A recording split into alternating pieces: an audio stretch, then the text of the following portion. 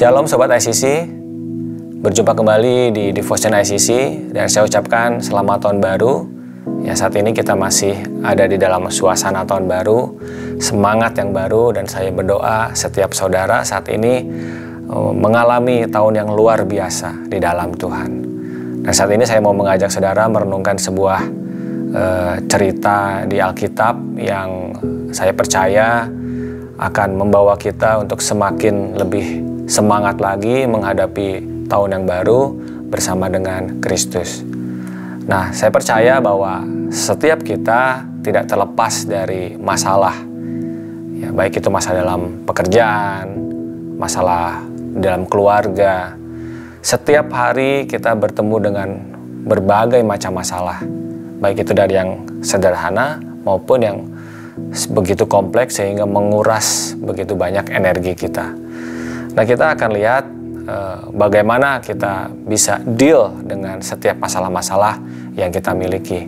Dan kita percaya bahwa di balik semua itu ada janji Tuhan yang menyertai dan menjadi milik kita.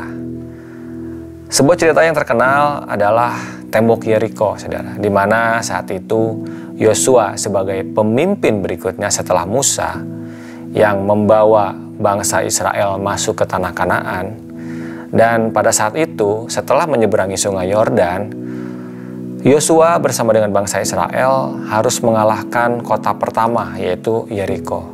Tetapi di situ Yeriko memiliki tembok yang cukup tinggi, cukup tebal, sehingga secara manusia sulit sekali dikalahkan.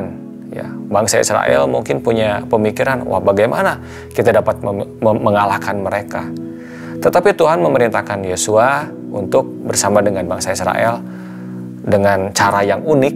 Ya, Tuhan memerintahkan mereka supaya mereka mengelilingi tembok Yeriko sebanyak 7 kali.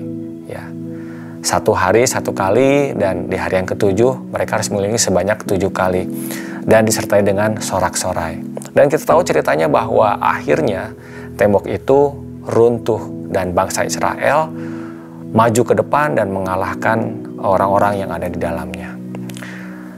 Ya, dikatakan di Yosua 6 ayat 9. Dan orang-orang bersenjata berjalan di depan para imam yang meniup sangkakala, dan barisan penutup mengikuti tabut itu, sedang sangkakala terus-menerus ditiup.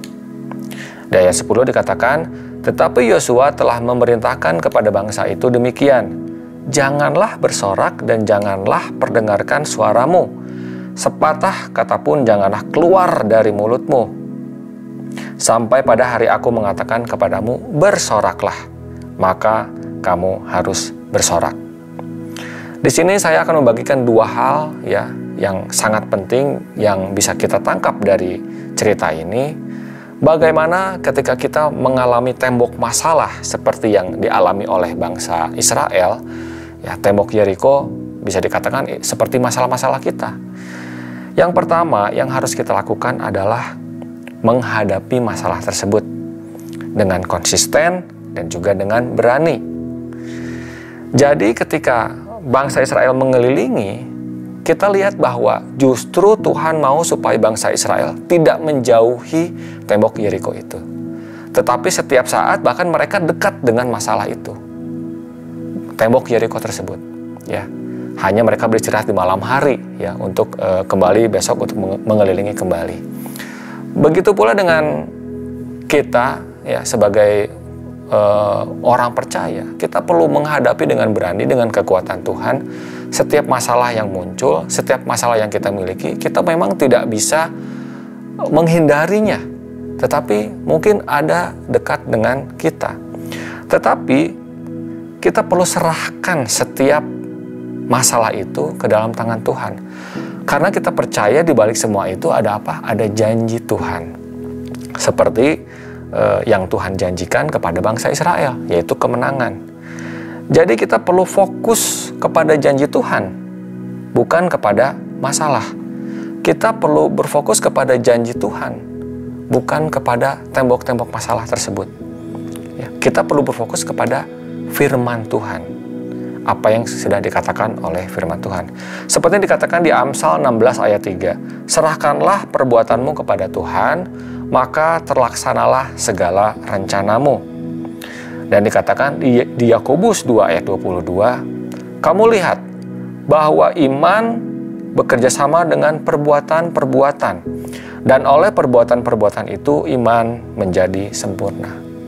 Jadi kita perlu mengelilingi, kita perlu berjalan, kita perlu bergerak dengan ketaatan apa yang Tuhan mau di dalam kehidupan kita, dengan perbuatan-perbuatan kita. Ya, Tuhan apa yang mau kita rindukan untuk lakukan, maka kita perlu bergerak di dalam tuntunan Tuhan. Sehingga kita percaya bahwa kita bisa mendobrak satu persatu masalah yang kita alami. Dan kita bisa merasakan janji Tuhan yang luar biasa. Maka kita tahu bahwa ada janji Tuhan dalam setiap masalah. Yang kedua yang kita perlu lakukan adalah silent. Seperti tadi yang Yosua katakan kepada bangsa Israel, dan menurut apa yang Tuhan perintahkan, jangan keluarkan suaramu. Kenapa Tuhan mau hal ini dilakukan oleh bangsa Israel? Karena kita tahu bahwa pada masa sebelumnya, ketika di padang gurun, mereka mengalami keliling-keliling yang sebetulnya bisa dikatakan mereka sia-sia 40 tahun. Tetapi karena mereka komplain, mereka harus mengalami itu semua. Nah, Tuhan mau mengajarkan ini kepada bangsa Israel supaya mereka jangan komplain. Jadi silent. Tetapi fokus untuk mengelilingi. Dan kita bayangkan, kalau saya membayangkan apa yang mereka lakukan ketika mengelilingi, cuma ada suara sangkakala dan derap langkah mereka, dan mereka tidak boleh mengeluarkan sepatah kata pun. Tetapi mereka akhirnya bisa fokus, dan apa yang mereka lakukan? Kita bisa bayangkan bahwa mereka mengucap syukur, memuji di dalam hati kebesaran Tuhan. Dan ini yang perlu kita lakukan, saudara.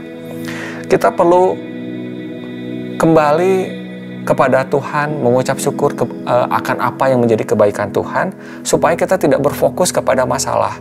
Sekali lagi, supaya kita berfokus kepada janji-janji Tuhan. Ya, apa yang dilakukan bangsa Israel, seperti apa yang Tuhan perintahkan, itu juga itu yang mau Tuhan supaya kita lakukan.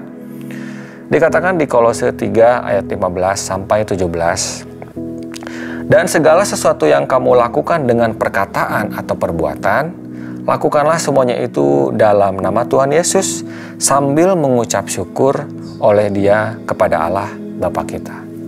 Jadi sekali lagi, bagaimana kita bisa meruntuhkan setiap tembok-tembok masalah yang ada di dalam kehidupan kita, yang ada di sekitar kita, yang kita temui bahkan setiap hari ketika kita bangun pagi, keesokan pagi kita mengalami ada hal-hal yang menyerang kita. Tetapi kita percaya ketika kita fokus kepada janji Tuhan, kepada firman Tuhan, dengan ucapan syukur, maka kita memiliki kekuatan yang luar biasa untuk bisa mengalahkan masalah-masalah tersebut di dalam apa? Di dalam nama Tuhan Yesus. Bukan karena semata-mata kekuatan kita. Mari kita masuk di dalam doa. Bapa, kami mengucap syukur karena kami percaya akan janji-janji Tuhan yang sudah tersedia bagi kami. Walaupun mungkin kami tidak bisa menyelesaikan setiap masalah yang kami alami, Tuhan, tapi kami percaya ketika kami ada di dalam Engkau, Engkau akan menyertai kami melewati setiap persoalan, melewati setiap struggle kami, Tuhan, baik di dalam pekerjaan kami, di dalam hubungan kami, pelayanan kami, apapun yang menyerang kami percaya ada tangan Tuhan yang bekerja, dan kami percaya ketika kami melakukan bagian kami, Engkau akan melakukan bagian-Mu yang luar biasa buat kami. Thank you, Jesus. Kami serahkan setiap apapun yang menjadi permasalahan kami, dan kami mau taruh di dalam tangan Tuhan yang kuat. Thank you, Jesus. Di dalam nama Yesus kami berdoa dan mengucap syukur. Amin. Baik saudara, sampai berjumpa di devotion berikutnya. Tuhan Yesus memberkati.